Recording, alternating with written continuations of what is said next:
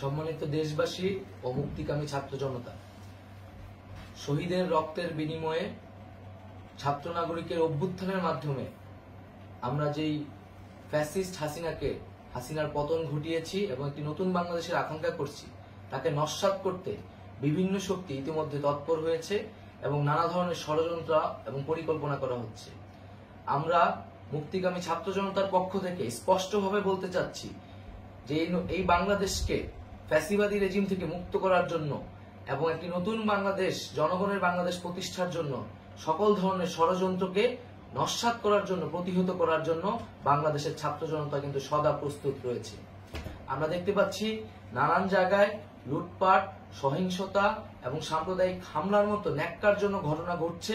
আমরা এর তীব্র নিন্দা জানাচ্ছি এবং আমরা মুক্তিকামী ছাত্র জনতার প্রতি আহ্বান জানাচ্ছি যে এই ধরনের ঘটনাকে প্রতিহত করার জন্য আমাদেরকে প্রস্তুত থাকতে হবে, আমাদেরকে দায়িত্ব নিতে হবে।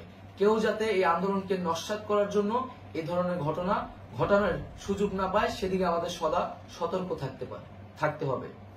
আমরা আরো দেখতে পাচ্ছি যে রাষ্ট্রপতি গতকাল বলেছিলেন যে অনতিবিলম্বে তিনি জাতীয় সংসদ বিলুপ্ত করবেন, কিন্তু আমরা এখনো দেখছি যে একটি অভ্যুত্থানের পরেও এই ফ্যাসিস্ট হাসিনার জাতীয় সংসদ রয়ে গেছে।